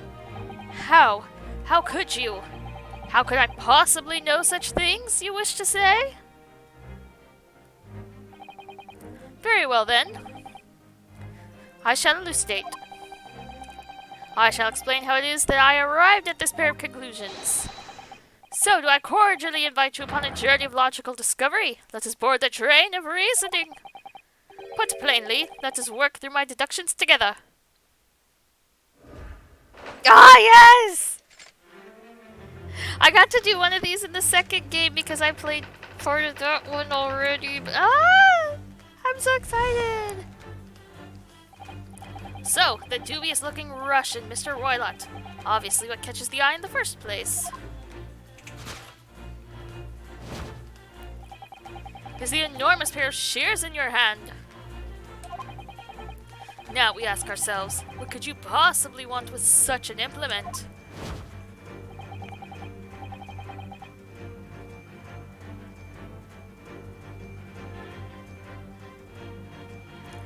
They probably still would have had to. But yeah, greedy grifters. They're the reasons why this took so long, I believe, and because they probably had trouble translating some of the cultural things. They would have figured something out eventually for either name, honestly, but I'm just glad that we have this now. Because there was no way I was going to be able to buy and figure out how to get the translation, the fan translation. The answer, of course, is staring us in the face. You were on the verge of using the shears to cut away that copious beard you sport. Now, moving on. The question then begged is this. Why would you desire to rid yourself of this magnificent beard, Mr. Roylott? Once again, the answer is plain. We have clear evidence to shed light on the matter. Regard, if you will, this morning's newspaper, in particular, the fascinating front-page article. Which, it would appear, you have read also, Mr. Roylott. I'm sure it needs no further clarification. The evidence that reveals your true identity is the article about the revolutionary. In translation, the headline reads, Revolutionary villain Bolshevik flees Russia via Shanghai. As you cannot fail to observe, the subject of the article possesses an extremely copious beard. Having noted the article yourself, you decide to remove your incriminating facial hair before it gave you away. In short, your true identity is beyond doubt. You are the fearsome Russian revolutionary himself, Villain Bolshevik. Not that I've heard of you myself, you understand.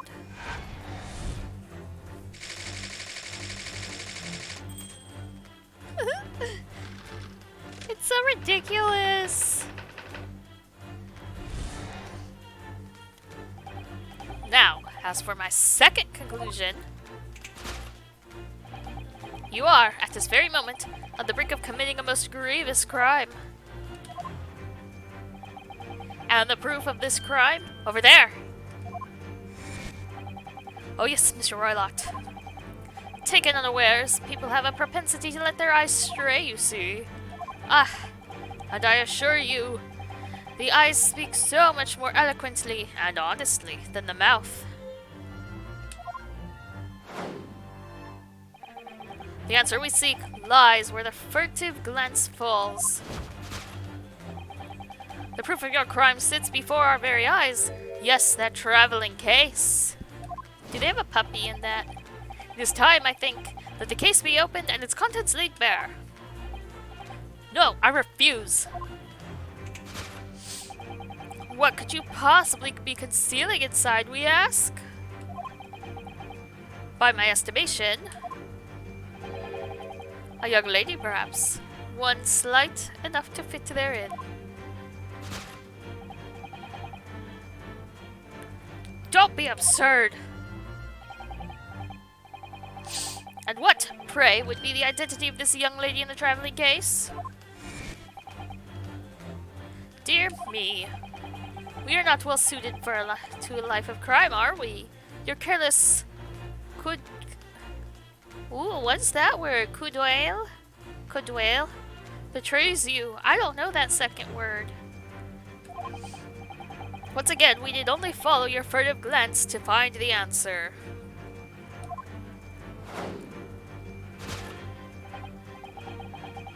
Yes, the reason you refuse to open your traveling case can equally be found in the pages of the newspaper. For there is another, most stimulating article. If we turn from the fleeing revolutionary to the back page, renowned prima ballerina of the Novovich Ballet disappears from Shanghai. Such a headline can lead us to but one conclusion. Your crime is that of abduction. And according to the article, the young lady's name is Nikolina Pavlova. He's very convinced, isn't he?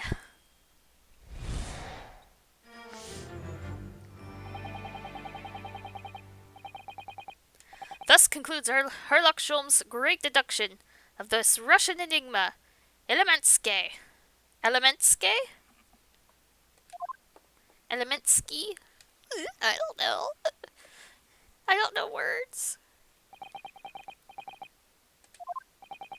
Susato-san, that was one of the great deductions I've heard about so much. Is it? Was it? Well, the stories are full of Mr. Sholmes' brilliant deductions, you know. But that did seem a little different somehow. Excuse me, Mr. Sholmes, could you come over here a moment? Pray, what can I do for you? It's about your deductions. Would you mind? Not at all, go on. Well, to start with, there's the newspaper article. I think we had the same discussion before, but these two men look nothing like each other. Ah, yes, I recall our discussion earlier. At the time, I believe I told you that the man is a revolutionary, well able to revolutionize his own appearance. In fairness to Mr. Sholmes, Mr. Roylott does look more like this man than you do. That's not the point. And another thing, the part about him abducting the ballerina. Indeed, a truly startling revelation. At first glance, the case would appear too small to accommodate a young woman. Not just at first glance, it is too small, clearly. You'd be lucky to fit a 5-year-old child in that case, even if you pushed really hard. I don't recommend doing that, though, Ryunosuke. That sounds like a bad idea. I don't suppose the missing ballerina is a 5-year-old child, is she? You mean you don't know? No, the young lady is 15. No, I didn't know. How could I? Ryunosuke is our protagonist for this game. His name is Ryunosuke Naruhodo, and he's Phoenix Wright's ancestor. Because in the, oh, what's his name? In the original games, the Japanese version, oh, his last name is Naruhodo, and I can't tell you what Phoenix's name is. Hold on, let me look it up. I think he's basically his great-great-great-grandfather. Let me look it up real quick. I'll find his name. I'll find it. I'll find it on the Wikipedia.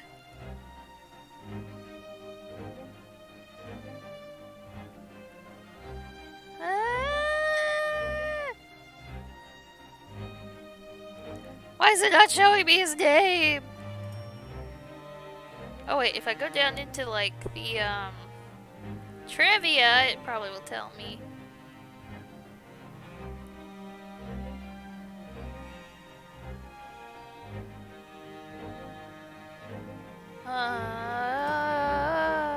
Dear.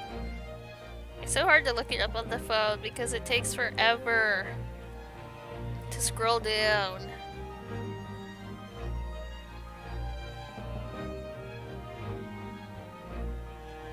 Jeez, Phoenix is 35 in Spirit of Justice.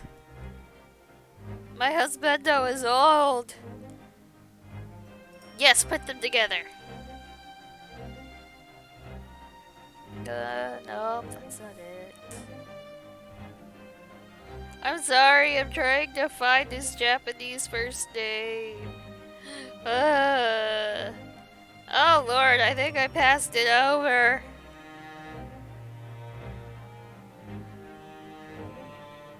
It's Ryuichi! Ryuichi Naruhodo is Phoenix's name. Shh! Don't tell anyone! Phoenix writes Japanese name is Ryuichi Naruhodo. Yay! I thought it was that, but I wasn't sure. I wanted to make sure. Yay! I found it! Okay. I'm cold. Well, if she's 15, then 10 years worth of her would be poking out from the case. Some years ago, I read something pertinent, I believe. A troop of men consuming vinegar daily in order to permit a certain litheness in their bodies. Vinegar? Sounds disgusting. For such a For such a sour bunch, it would surely be simplicity itself to contort oneself into the confines of that small case. Oh dear, you might be thinking of contortionists in the circus, Mr. Sholmes. This whole thing is turning into a circus. It really is. Mr. Naruhodo, something's occurred to me about Mr. Sholmes' deductions just now. I think his powers of observation are, well, magical. His eyes cut to the heart of the matter in almost an instant. It's just where he directs his attention and his logic that seem a little off. Your idea of a little, maybe a little off itself, Miss Susato. It's just one or two key words in his deductions that seem to let him down. So I was wondering if we might perhaps tactfully switch them for alternatives. What do you think? Switch some keywords in his deductions. I think I would like to stop hiccuping. Yes, but very tactfully. I'm sure we could do that. I feel sure if we could do that, we'd unlock the true genius of Mr. Sholmes' great deduction. Precisely the thought that was going through my own mind. This man is a lot of work. At times, I wonder how anyone puts up with me. It's not that funny. Ah, and you, my good fellow. Sorry. Take a moment to look at your wrists. My wrists? He's been freed! No more handcuffs! Ah! Where are your handcuffs? Huh? How did... I felt they may hinder your ability to follow me in our dance of deduction. I don't believe it. Mr. Sholmes, you are a marvel. And don't worry, I shall restore the shackles to your wrists when we are finished. I'm not worried. In fact, I'd rather stay like this. So, let us begin. Herlock Sholmes is proud to present his logic and reasoning spectacular. I already know I would love to see these games made into an anime. They would be fabulous. So much fun. The dubious looking Russian Mr. Rylot obviously would catch us the eye in the first place. Is the enormous pair of shears in your hand? Yes. Now ask ourselves, what could you possibly want with such an implement? The answer, of course, is staring us in the face. You're on the verge of using the shears to cut away that copious beard you sport. I'm not sure. Would you really use shears like that to cut off a beard? I doubt that's something I'll ever have to worry about. It doesn't quite sit right with me, though. It doesn't seem to be sitting right with Mr. Rylot either. Which means, I suppose, that the deduction is wrong. Let's try to switch a key word here, Naruhodo-san, and see if that helps matters. Alright, but how? I think we should start by taking a long, hard look at Mr. Rylot. I wonder if it's really his beard that he intended to use those shears on. Exactly. If we do manage to find something that seems to fit the sense of Mr. Sholmes' deduction better, then what? Did I leave the rest in your capable hands, Naruhodo-san? Why am I the one to do something about this? Well, anyway, let's see if there's anything we could even use to switch around in that last sentence. What exactly was Mr. Rylot going to use those enormous shears for? Ha! I knew it, look. Ah. The golden locks. Oh, also, I don't know if you ever saw the start of this case, but our dear friend Kazuma was killed. And Ryunosuke was accused. I'm sad. Yes! I probably should have hit A first to see what was said, but... Ah! Look at him! You are on the verge of using the shears to cut away the golden locks you sport. Indeed! You have identified the precise detail I was intending to expose. Such lush golden hair certainly does not befit an old man. You're not a man at all. You're a woman. And judging from the length and sheen of your hair, one still very much in her youth. Oh no. If only I had managed to cut off my hair, no one would have suspected. The question then begged is this: why would you desire to rid yourself of these magnificent locks? Once again, the answer is plain. We have clear evidence to shed light on the matter. I'm sure it needs no further clarification. The evidence that reveals your true identity is the article about the revolutionary. No. Well, that was a shock. I had no idea that old man was really a young woman in disguise. Did you? What? Why are you staring at me like that? Yes, it was a surprise. Naruhodo-san, you're enjoying this, aren't you? Sorry? You look like you're in your element as you dance around the room, deducing the facts with Mr. Sholmes. Oh, was the Nendo made bad, or does it look weird? I'm just doing what we agreed. I'm not having fun or anything.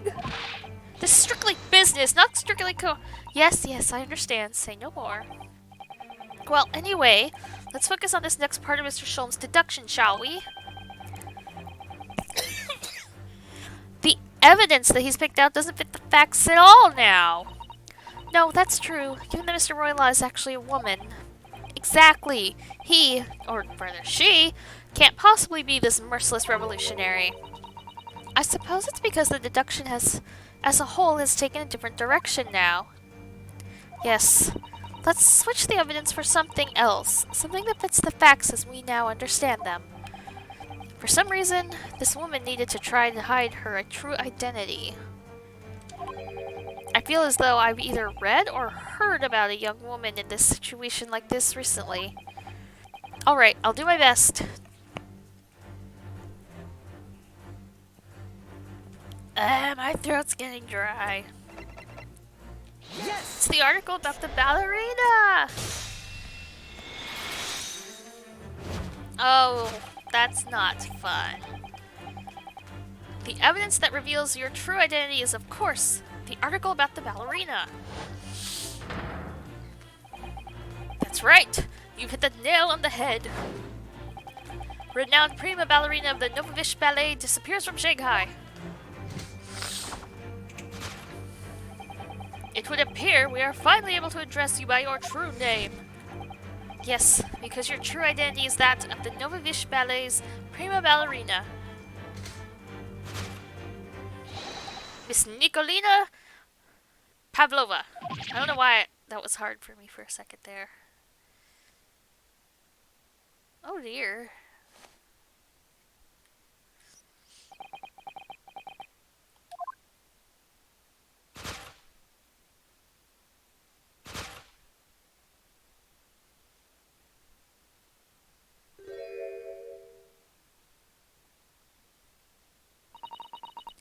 You're right. My real name is Nikolina Pavlova. But please, I beg you, don't tell anyone.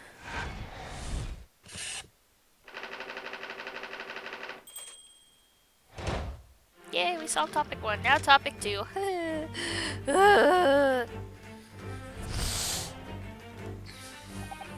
Now, as for my second conclusion, you are, at this very moment, on the brink of committing a most grievous crime. And the proof of this crime? Over there. Oh yes, Miss Pavlova. Taken unawares, people have a propensity to let their lies stray, you see. And I assure you, the eyes speak so much more eloquently and honestly than the mouth. The answer we seek lies where the furtive glance falls. The proof of your crime sits before our very eyes. Yes, that traveling case.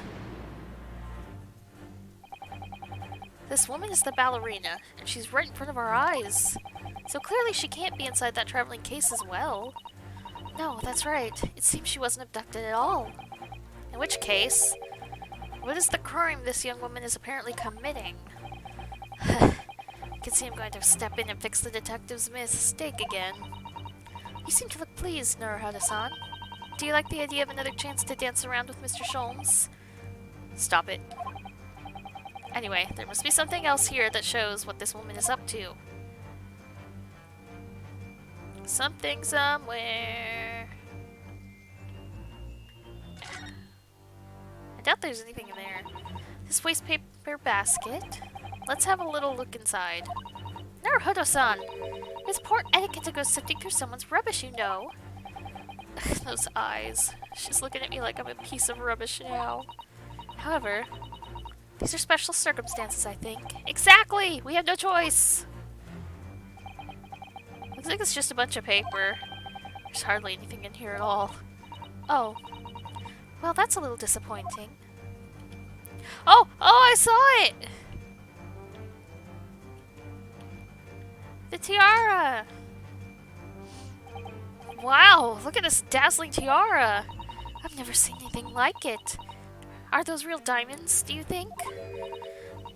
Oh, Naruhodo-san, try it on! What? Me? Isn't it usually girls who wear tiaras? Wouldn't you like to try it on? Oh no, I couldn't possibly. It's far too beautiful. Why does this tiara look familiar? I feel like I've seen it somewhere recently. We saw it in the newspaper, darling. Hey, the traveling case is moving, but it's not important. Yes. It's the tiara.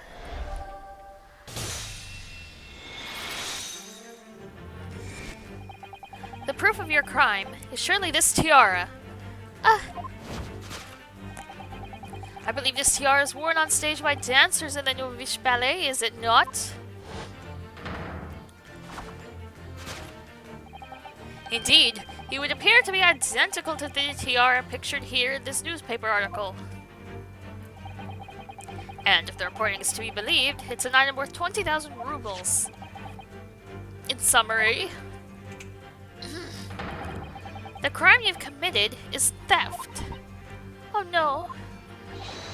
Yes, you left your ballet troupe, unlawfully taking their precious tiara with you. Ah!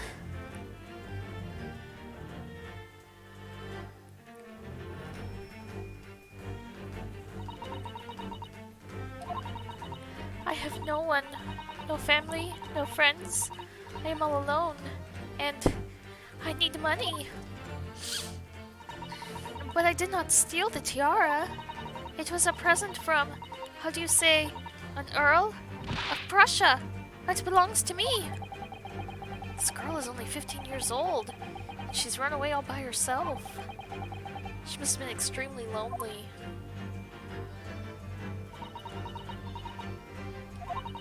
Alright, I will tell you everything. There's no point to hiding it now. Come, come, let us not be hasty. What? There remains one unsolved mystery about you. Mystery? What do you mean? You have staunchly refused to open this traveling case of yours in our presence. It is reasonable to conclude, therefore, that there exists some reason why you wish it to remain closed. Is that not so, Miss Pavlova? My dear girl, there is no sense in playing games with me. Nothing escapes my attention. Indeed, I have a very good idea of the contents of your case, even before I've ever laid eyes on them. Dear me. We are not well suited to a life of crime, are we? Your careless whatever betrays you. I still don't know how to say that word. Once again, we need only follow your furtive glance to find the answer. Yes, the reason why you refuse to open your case is written in the books on the shelf. I don't know about that.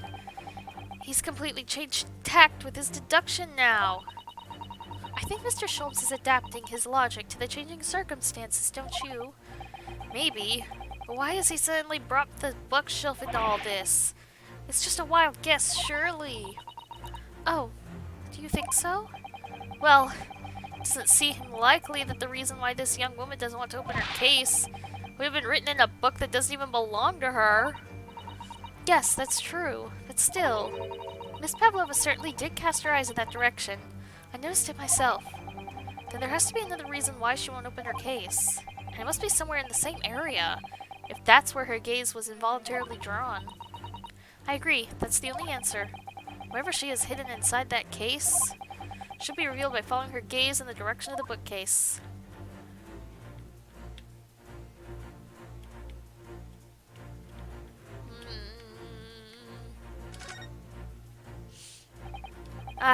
It looks like these are all the same books that we have in our cabin. I suppose the steward likes to make sure passengers have plenty to read for the long voyage. And, have you noticed how all the books have fallen over? Just like in Cosmo's cabin. It's almost like someone's taken a sweep at them. Maybe Miss Pavlova, while she was practicing her ballet? Anyway, the point is we don't have time to look through all these books at the moment.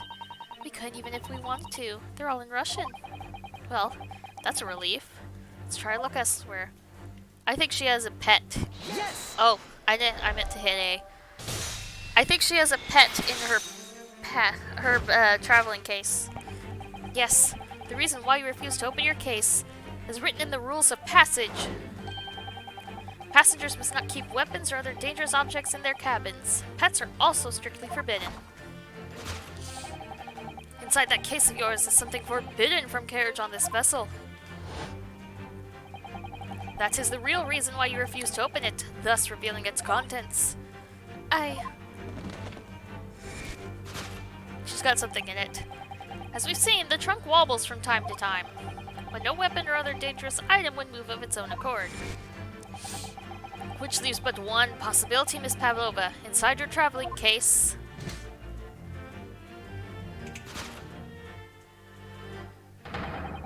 is the last item listed as forbidden on the vessel's rules of passage, a pet.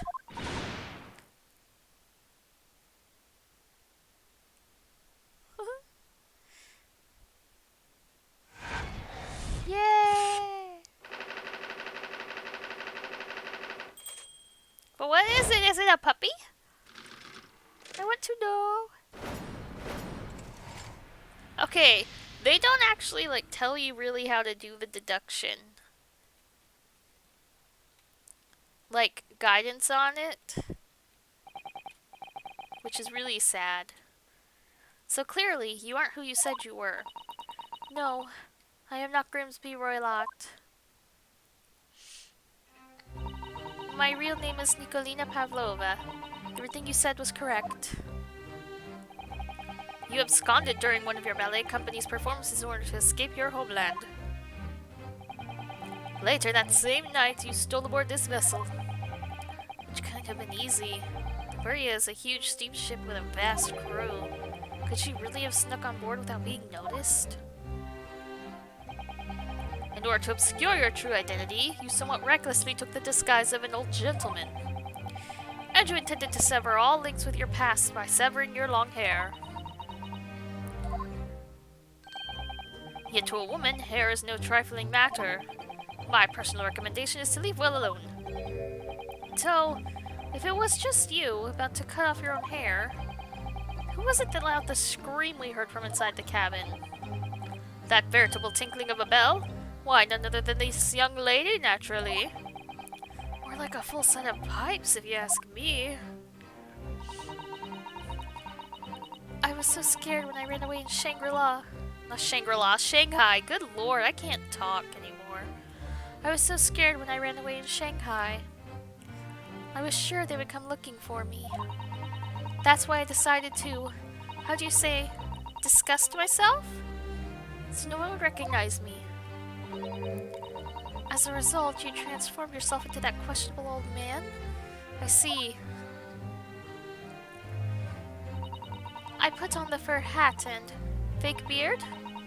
Then, just before you came in here, I saw in the newspaper, right on the page, there was a picture of me. I was so frightened, I couldn't stop from screaming. I knew that if I didn't change my appearances completely, they would find me.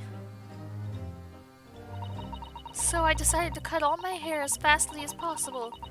I picked up the scissors in my hand and... At that precise moment, we walked in through the annoyingly unlocked cabin door. Things happen like that sometimes, don't they? Things do indeed happen like that from time to time. Are those two even talking about the same thing? There's just one more thing I'd like to know.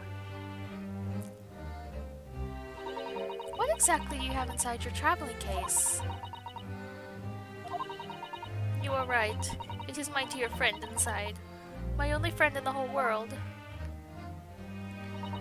Please, don't tell anyone. If the captain finds out, if you say to any of the crew... Your secret is safe with us, I assure you. But in return... You must tell us, in as much detail as you can muster, about the events of last night. Yes, all right. I will tell you. Well, Mr. Naruhodo, wasn't it something, Mr. Sholm's great deduction? It was certainly something, yes. I'm just not entirely sure what. But at least Mrs. Pavlova has agreed to tell us what she knows. That's incredible. Indeed, it is incredible. Ah, and one more thing. Oh, yes? What? Observe your wrists. He put them back on, didn't he? Yeah, he put them back on him. Ah, your hands are cuffed again. What? But how? True to my word, I have restored your shackles. Ugh. When? And why? There is still a shadow of guilt cast over you, Mr. Naruhodo. I'm sorry to say, it can't be helped at the moment. Can't it? Really? Anyway, let's listen to what Miss Pavlova has to say. I can't go on not knowing. I had to find out what the speckled band that Kazuma Summer wrote about in his diary really was. I can't play anymore tonight. I'm tired. That was a fun first deduction. I liked it. I hope we do a whole lot more of that. He does even monologue like Phoenix. See, I can't talk anymore. But he does. He's definitely Phoenix's ancestor. It's great. I love it. I love it so much. I love this game. I might try and stream this again Wednesday night. Shush, no! I can't talk anymore. But I might try Wednesday night for a bit. Because I would love to try and finish this before the new year, but I don't know if I'll be able to. It seems like I can go 2 hours and then I get tired. But anyway, I'm planning to stream tomorrow around 3 or 3:30 Central Standard Time with Stardew Valley, because I'm going to try and complete the community center in 1 year. And then Monday, since I'm off work, I'm going to stream You The World Ends With You to make up for not streaming it last night because I was watching a movie last night. So, yeah, I'll be back on here tomorrow for a little while at least to get started with my new file. I'm going to update Nightbot with my goals for that Stardew Valley file tonight or early tomorrow, it depends. I think I might try and do it tonight. But yeah, that's it. So, I'll be back on tomorrow and then Monday, maybe Wednesday, but we'll see. So I hope you have a good night. I'll be in Discord. I'll probably stay up for a little while longer, but you know, I don't know anything anymore. I don't know anything. So, yes. I'm gonna go to bed, okay? Okay, good night. Just good night.